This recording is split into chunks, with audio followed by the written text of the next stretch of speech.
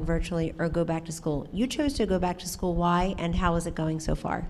Well, the why is very easy. I'm a Hispanic small business owner, so I need my kids in school to run the business. And I know a lot of families, it's a struggle if you're working your business and being teacher at the same time. It's just not easy.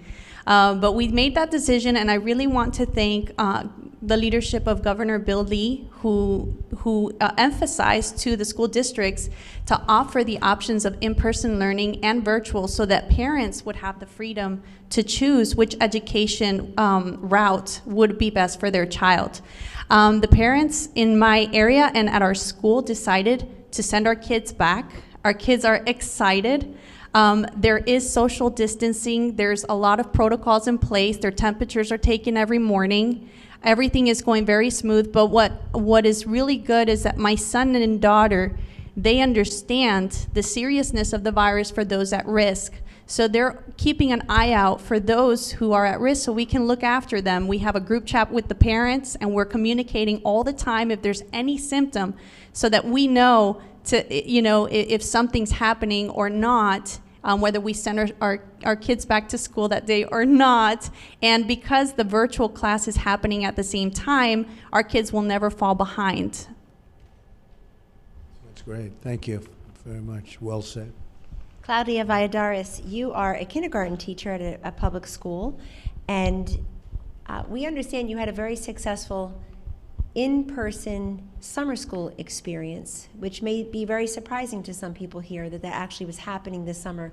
Can you tell us that from Lubbock, Texas, and also how does that portend for a successful in-person fall? Yes, I'm from Lubbock, Texas, and I teach at Ramirez Elementary. And we did have a really successful summer school. There were no outbreaks. It was in person. There were precautions with social distancing, 6 feet apart, and children had to wear masks, 10 and older. There was temperatures taken for the staff and the students. And this year, our parents had the choice whether to do virtual or in person. And so far, we have 70% wanting to be in class. And so we're ready to go, and we start Monday.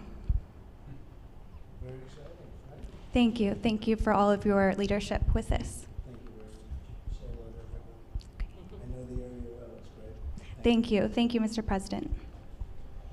Mr. President, you heard from a couple of our last speakers something that you actually have made happen in signing the CARES Act. There's about $13 billion worth of funding, and I was briefed by an HHS official this morning who said only 4% has been tapped into. They can use that to help them with the temperature checks, with the testing, however they wish to use it. So we would really implore those states and those local school districts to take advantage of the money that you and the Vice President, the Secretary, and others have already secured in a bipartisan fashion. And what I'd like to do is